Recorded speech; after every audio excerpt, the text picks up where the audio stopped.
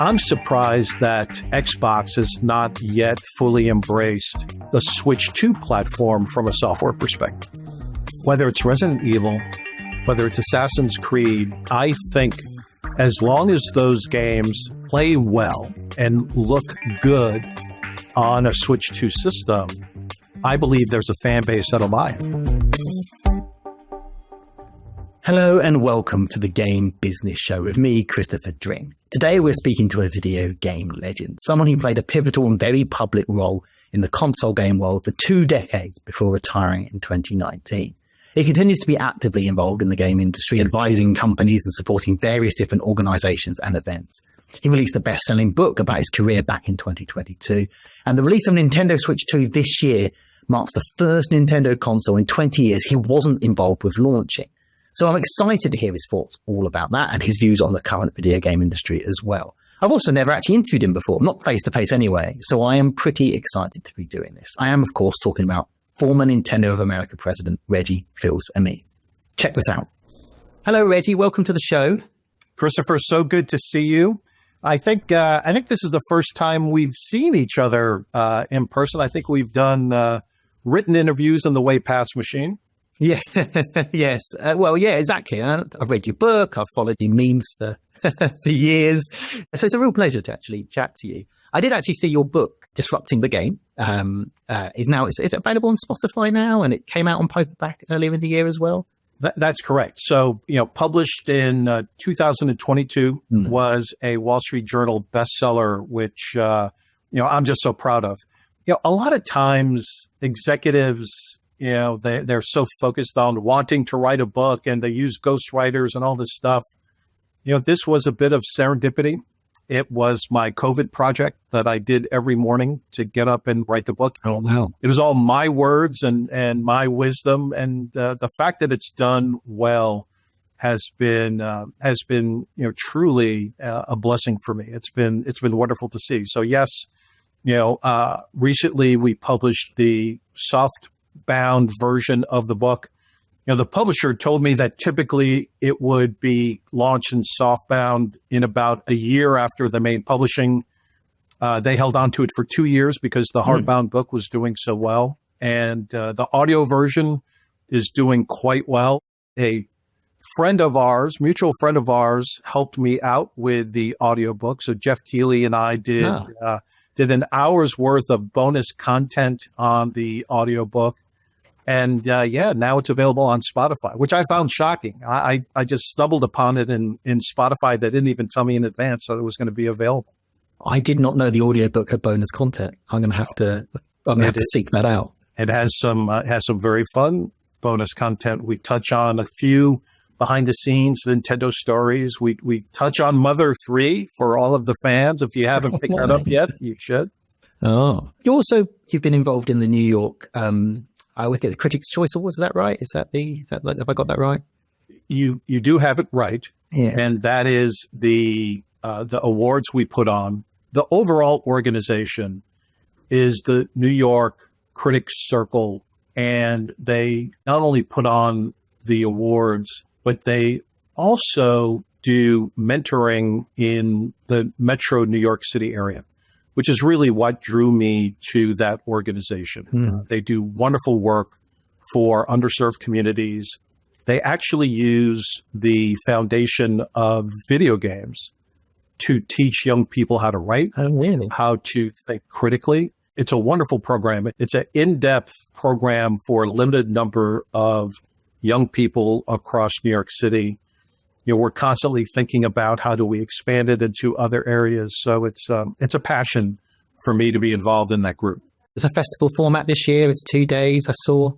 We're celebrating a big anniversary, so we decided to do a 2-day festival. The first day will be panels, ending with a concert event.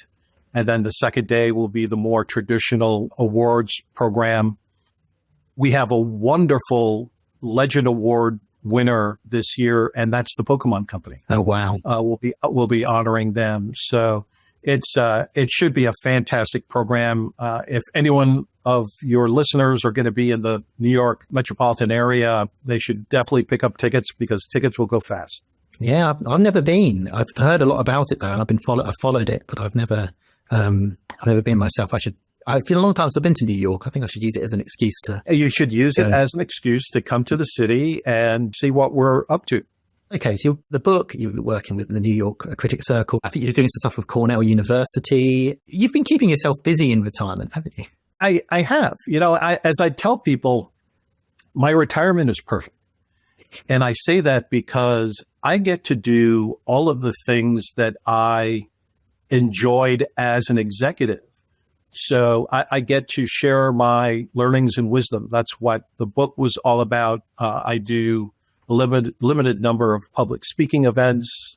So that's more opportunities to share my learning.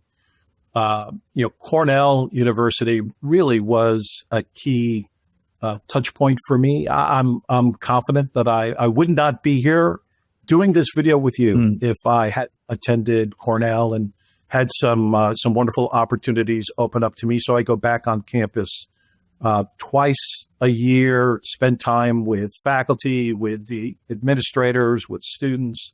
I'm actually going to be on they have a New York City tech campus that I'll be giving a talk to in early December. So I'm able to spend quite a bit of time, if you will, giving back to that community and engaging. And then, 2 public company boards, which, helps stimulate my brain and keep me challenged from a business standpoint. Yeah, wow. Well, we'll talk about some of your learnings as it can apply to what's going on in video games at the moment. But has it been weird not being involved in a new Nintendo console for the first time in 20 years? I wouldn't say weird. What I would say is certainly I've been observing the launch like a fan. Mm-hmm. Though, at times I look at things critically and wonder, how they're thinking about different opportunities. I'll share one with you just right now. They just published their recent financial performance. The original Switch is on the cusp of outselling the Nintendo DS to be the best-selling system of all time for Nintendo. And so, I'm a very competitive type of person. I like to win. And so if I were still with the company, I would be thinking about, so how do we make that happen? Black Friday is a big opportunity for, value-oriented programs. During my time with Nintendo, we used Black Friday to sell through remaining inventory of Game Boy Advance, of Game Boy SP, of Nintendo DS, of the original Wii. And so could they be thinking through how to, maximize that selling opportunity to put Nintendo Switch over the top? Yeah. I don't know, but I'd be thinking about it. It's so close. I wouldn't be surprised in the month since because I think the financials up to the end of September, that in October, because Pokemon came out in October, which is also on the original Switch. So I imagine it must be there now. It must be. It's going to be interesting. It could be there now. I would think through the end of this calendar year might be their last opportunity.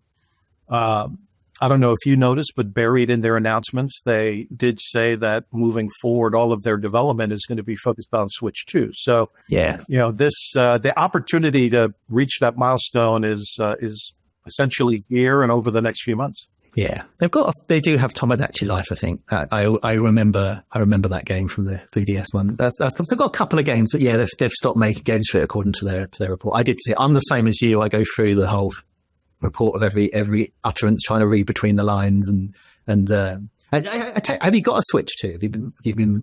I do have a Switch too, and I have to say, for the fans who may be wondering, I had to go buy my own. I had to find my own way of getting my hands on a Switch 2. The company did not send me one for free. Oh, outrageous! But yeah, I have a Switch 2. I've enjoyed it. Like the vast majority of folks, it seems, based on their announcements. I did the bundle with Mario Kart, so I also have Mario Kart. I've been playing a lot of Tears of the Kingdom, updated for the Switch 2. I'm looking forward to Metroid. So yeah, I have the Donkey Kong game, but I actually have not started playing it yet. I I've been traveling the last few weeks. I wanted to be home and my home set up to begin playing that game. I've just finished Donkey Kong, actually. I think it's Donkey Kong Bonanza. It's a very Moorish game. It's very difficult to put down, as you would expect from that team, I think. But I mean, so it's a good machine. I've played a lot of it. The environment it's launched into, the economics of it, the political landscape, trying to navigate all of that while trying to get people excited for Mario Kart and Donkey Kong.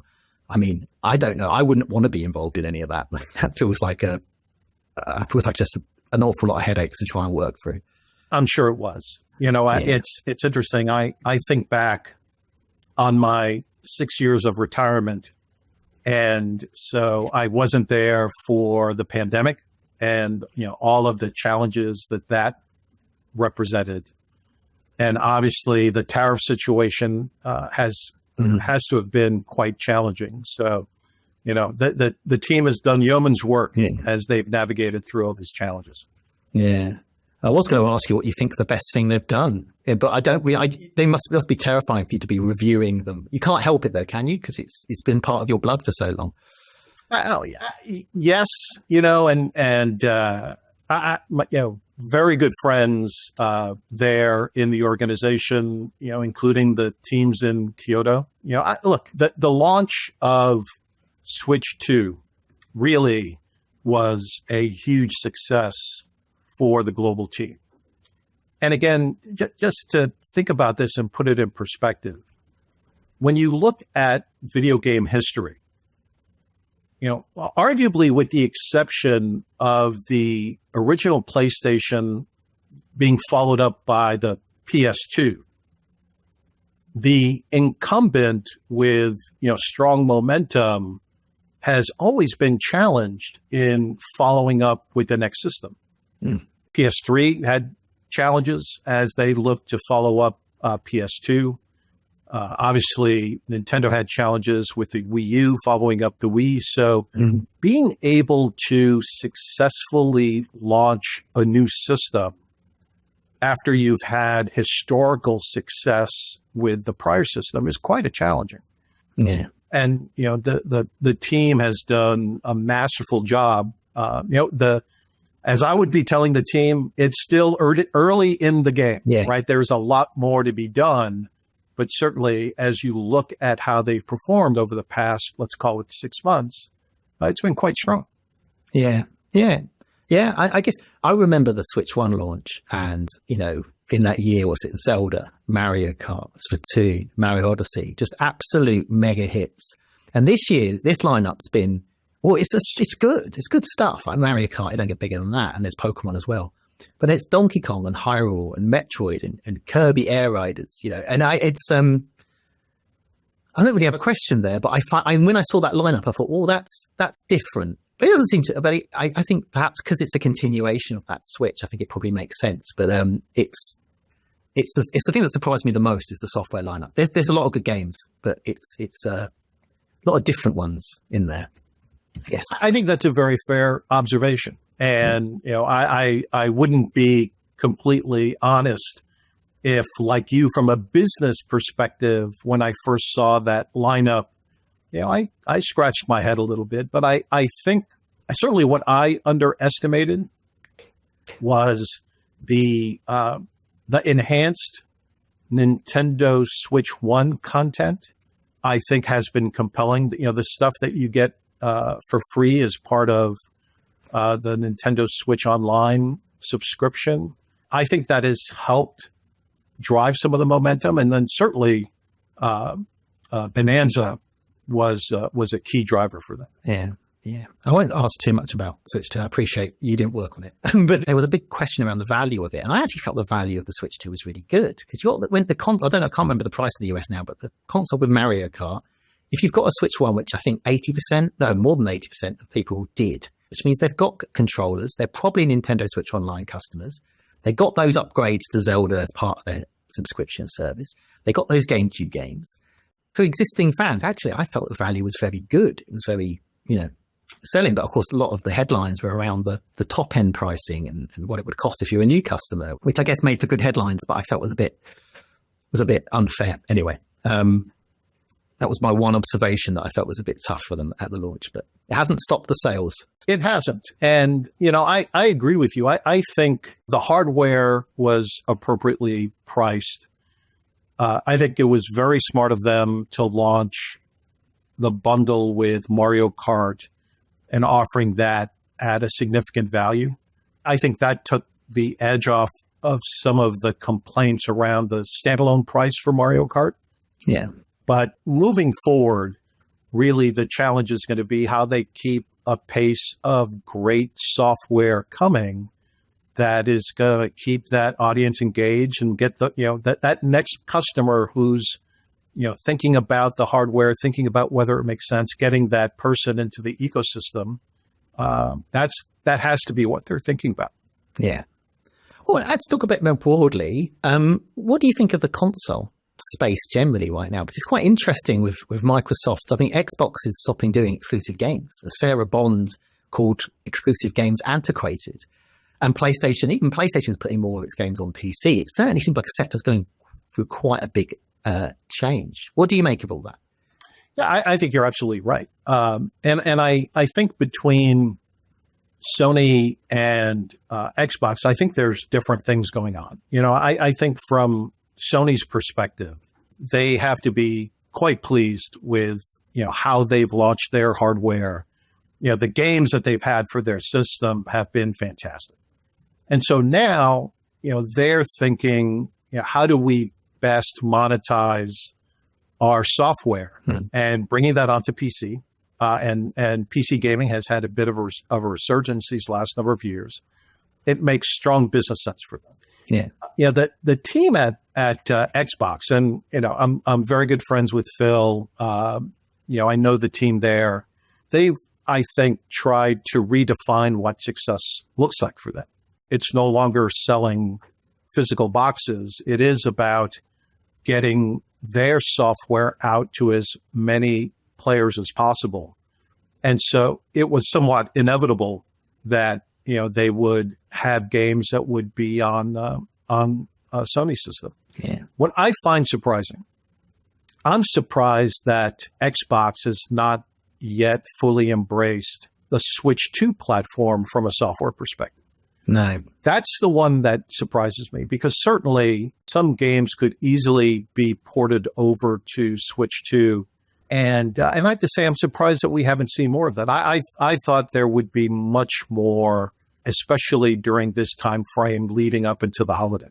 Yeah, but Minecraft, I think, is the most successful. I know it's the third-party game on the first Switch, I believe. And I know they've done Tony Hawk's, which is an Activision game, and they've got Indiana Jones coming up. But I'm also surprised by this. I'm a big fan of Rare. They're one of my favorite game developers in the UK. Of course, they have a history of Nintendo. Release any of your HD games or any of your Xbox era games on Nintendo, you will find there's an audience. There's a Nintendo website I go on quite a lot, a fan site called Nintendo Life. And they're still covering Rare. They've not been part of the Nintendo ecosystem in 20 years. But it feels like there's an opportunity there. I kept wondering if there was some strategic reason, if maybe they were saving up for an announcement or something. But then they dropped. Yeah, it surprises me as well. I bring it up when they made the Halo announcement and everyone was talking about Halo on PlayStation. My immediate thought was, why not Nintendo? What is that? I agree with you. All through the fall, I was fully expecting some sort of dedicated announcement. And so I'm surprised that it hasn't happened. Because Xbox are sort of pulling away a little bit. They're still making consoles. They're still making hardware, to be clear. But because they're pulling away a little bit more into a third-party space. I do know that I speak to a lot of third-party developers and publishers that are looking at Nintendo Switch 2 and wondering if that can be the competitor in that space, if that can offer an alternative for them. I don't think they're expecting it to do, with Call of Duty and Assassin's Creed. Those games haven't historically done quite so well on Nintendo formats. But, we're seeing that Resident Evil. There's a big Capcom announcement around Resident Evil Requiem coming to Nintendo. You've had this experience before with Wii U, I guess GameCube in the early when you started as well, where Nintendo wasn't the right audience for those sort of things. Do you think it could be? I absolutely believe it could be. But let's be clear, Chris. Nintendo, in my opinion, will never position themselves as a direct competitor to PlayStation. It's not in their DNA. It's not how they think about the business opportunity. However, would they welcome some of the, latest, core gamer type of content, whether it's the latest in Assassin's Creed, whether it is the latest Call of Duty, whatever the case may be, would they welcome that onto their platform? Absolutely. Do I think that there's a player base there for those games? Absolutely. The key, and this is something that I know, the team there thinks about every day, is making sure that the third-party developers have the tool sets so that they have the full capability to bring the best of their games onto a system like Switch 2. Nintendo, as it thinks about its hardware, it doesn't think through, how I'm going to get the absolute latest graphics chip, how the latest processing chip. That's not how they think about it. But the chipset of Switch 2 can do quite a lot. And so it's in the middleware. It's in the education to the third party. It's helping those developers create the content in a way that's going to work best for the Switch. One of the things that always amazed me, Nintendo developers are so efficient with their games. I mean, big games like, Tears of the Kingdom, when you look at the size of the game compared to, a comparable game made by any other third-party developer, the actual file size is about half of what, another developer would do. And it's just in the efficiency that Nintendo is able to get out of its systems. And that efficiency is what they need to share with third-party developers so that their best content, their, maybe not the latest, version, but, half a step behind, could make its way onto Switch 2 and be quite successful.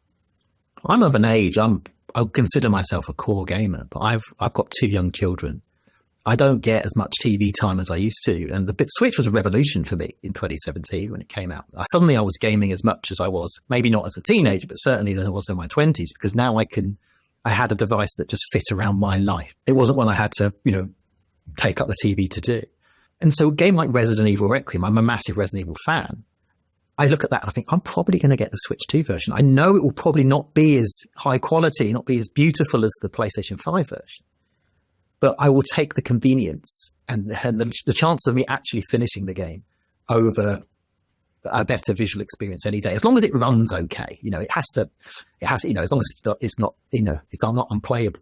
I have to imagine I'm not alone in that assessment. I don't think you're alone at all. And again, whether it's Resident Evil, whether it's Assassin's Creed, as long as those games play well and look good on a Switch 2 system, I believe there's a fan base that'll buy it. And so I like you, I look forward to seeing if that ecosystem develops and both Nintendo and third party developers take advantage of that opportunity. GameStop, who I know you had a brief dealings with, they declared the console war is over on social media. Do you agree? Yeah, it was a good gimmick for them to do. Look, I do think that the years of direct competition, I think those times are done. And part of it is that, with a large part now of, the Xbox business being publishing, by definition, they're a big third-party publisher that also makes some hardware. Yeah. And so from that standpoint, they are no longer directly competing with Sony PlayStation business. And in fact, they need support from Sony, I think, for their software, for Microsoft software to reach the largest audience. Mm-hmm. And as I said earlier, I think it would be in their best interest to find ways for Xbox software beyond Minecraft to make its way onto the Nintendo platform. Yeah. So from that standpoint, direct warfare is over. But on the other hand, gamers out there have limited budgets, whether they're, older gamers like us or younger gamers like our kids. And so from that standpoint, for every dollar spent, you need to win for every minute spent playing. And so from that standpoint, there's always going to be a war going on. It may be below the surface, but there's always going to be a battle for attention and for mindshare. Yeah. Well, yes, we are battling with everything. But what worries me a little bit, Reggie, I love the console market. I love the living room experience. I think it's unique. I know that the PC's doing very well and mobile's obviously most of the industry now. But when I think back to the Wii era and the 360 era and the PS3 era and what they were all trying to do, PlayStation with its, narrative games and the Xbox with its online gaming and Wii with its motion controls, and they're all trying to compete with each other and do each other's things in their own ways. The innovation that was going on in that time was off the charts, right? And everyone was benefiting from it. Even PlayStation by the end of it, everyone was benefiting from that competition. The consumer was, the business was. But now when Xbox is sort of fading away a little bit and Nintendo have always, been different in their own way, I do worry about whether that lack of competition might result in a bit of a stale market. That's my fear, I think. I think it's a prudent fear. I do believe that competition results in innovation and benefits for the consumer. I've seen it across too many industries to not believe that it's true. And so, I do hope that this industry doesn't stagnate. There are at times signs that, the innovation isn't there. The breakthrough new type of content seems to be a little bit further and far between. So, that concerns me, and I hope that doesn't stop. Yeah.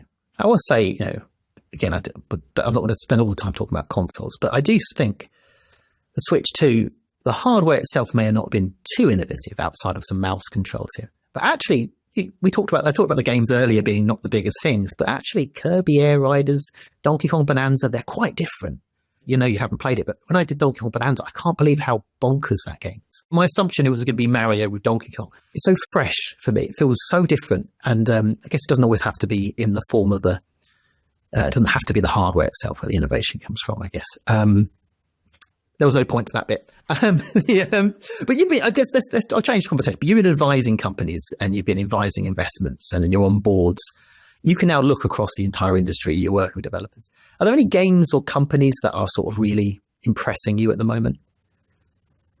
Yeah, that's a great question. And for me, I have to be fair and say that I don't spend as much time playing games these days.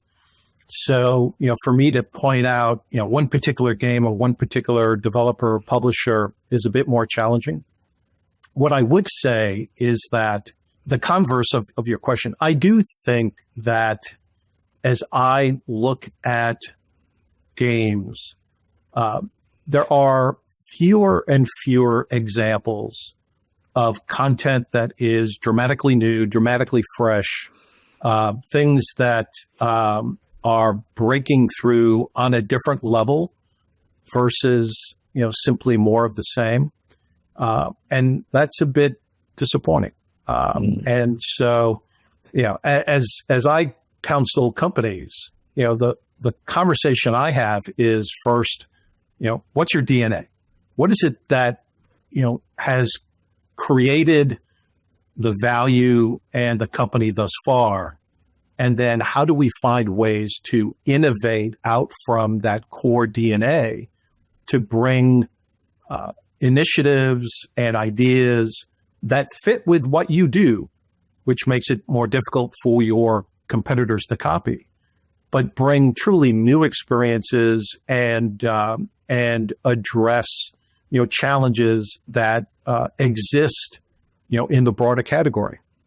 And let me drive this home by giving a real example. So one of my passions is I love to be on the water, in the water. Oh, yeah. I rejuvenate by being close to water. And I sit on the board of the largest recreational marine boating company by the name of Brunswick. if you're a boater, one of the things that cause you extreme dread is when it's time to dock your boat. And, whether it's a little dinghy or whether it's a, 45-foot, day cruiser, you're scared to death, no matter how much experience you have, because you've got wind, you've got currents, you've got all these different things going on. So Brunswick just launched an automatic docking system. I mean, literally, it's like the Tesla technology on your boat. Oh, wow. Where you touch where you want to dock it, the engines take over, and it docks your boat for you. That's innovation, right? That's how, a company understands its space, understands the barriers, understands what they can do to be unique. And it's that type of innovation that gets me excited. And that's a type of innovation that I want to see more broadly within the video game space. I do kind of agree. I made quite an aggressive comment on a podcast recently where I said, I think a lot of the problems we talk about, challenges in the video game space, some of it's, pandemic decline, and some of it's, live service games sucking up all the time out of the market, all the challenges the analysts will put out. But a part of me just kind of think the games haven't been good enough. And by good enough, I don't mean quality. I mean interesting enough or innovative enough. There hasn't been enough things that makes people go, you've got to play this. You've got to put down. And there were moments, and I think it's quite interesting that the games that are doing that are often games that are either completely new or doing something that hasn't been done for a while. And there's like Expedition 33 this year, Peak, Arc Raiders, Helldivers 2. These games are from companies that they don't. Okay, and then some of them have big publishers, some of them don't. Some of them are super indie, and it feels like the big organizations can learn from that. I don't quite know what they can learn from it, but I feel like they should be looking at what's going on there and going, hey, what does our version of that look like? I agree. I do think it's been more than the last 5 years. I would argue it's been, the last 10 years or so. A lot of the innovation has come from the smaller independent developer. And as I've spoken with some of these companies, I continue to speak with a number of these companies, what drives them is creating something new and different, something that hasn't been done before, something that they themselves find interesting, something they themselves find a positive challenge, and they bring that to the game. So they're not having to worry about, the legacy of a prior version of the game and what that did and how do we jump off from there. They're just starting with a clean sheet of paper and figuring out what it is that they themselves would like to play and how they bring that type of experience to a broader market. And I do think that is where a large part of the innovation is coming from. My next question was going to be, where do you see the disruption happening in video games? But is the answer the smaller developers and creators? I think certainly in the software space, it's going to come from the smaller developers, in my opinion. I do think there are other types of disruption, right? Where's there going to be more disruption in the distribution space? Meaning, how am I going to be able to access my gaming content in a way that's new and different, does things that to date have been impossible to do? This is where I'll give Microsoft some credit. Their ability to, for you to play a game on your mobile device, then get back home, be able to play it on your dedicated gaming device or your PC, and have that all be seamless. Very interesting. How does that get pushed out even more aggressively so that truly your game is always with you, no matter what electronic device you have? I think that could be very interesting from a distribution disruption standpoint. Yeah. So, I think you have to consider disruption from more places versus just the software development stuff. Yeah, well, that's the thing. I always say this about Microsoft. They're almost always living 10 years ahead. They're always thinking, how can we change how people are paying for games? And that's where Game Pass came from. How can we change, or how can we not just change for the sake of change, but how can we invigorate how people are accessing our games, and this is an Xbox campaign. It gets a bit of derision online, but I actually think if you're using an Xbox controller and you're playing an Xbox game on an Xbox service with an Xbox UI, isn't that an Xbox just because the hardware's different? I think that's interesting. But we're not there yet, but that's where I agree. Are you bullish about the future of the games industry in general? Because as I say, it's this time of tremendous upheaval. I am bullish, I preface this by saying it's been a difficult market for the game development community. I read a stat, and I'm not going to remember it, but it was a staggering amount of people who are out of work in this games industry. Yeah. And, that's incredibly sad. It is symptomatic of companies that were much too aggressive in their hiring, much too aggressive in, thinking that the industry itself was going to grow at large compounding rates forever. And so as the growth rate has slowed, unfortunately, these companies have taken it out on their people, and it's really tough to see. That said, this is an industry that has some 3 billion people playing games. This is an industry that's going to be, back above, $200 billion in total revenue, quite shortly. I do believe this is an industry that could get back on a healthy growth path. And so long term, I'm incredibly bullish about the industry. As long as it continues to innovate, as long as it continues to find ways to bring experiences to players so that they would rather spend, time playing a game versus, on Instagram or TikTok or some other time suck that they are exposed to. I'm interested in your views on this, because you've done your book's a leadership book in many ways, and you do so many talks about leadership. And I actually worry a little bit about leadership in the game space, because we've had a lot of experienced leaders retire, such as yourself, but we've also had a lot of new companies start up, particularly during the pandemic. And they're being led by people who maybe they were the creative director on a game at a AAA studio before, or maybe they've never had to be a CEO of a company before. They've never had to worry about HR and all the different components that come into running a business.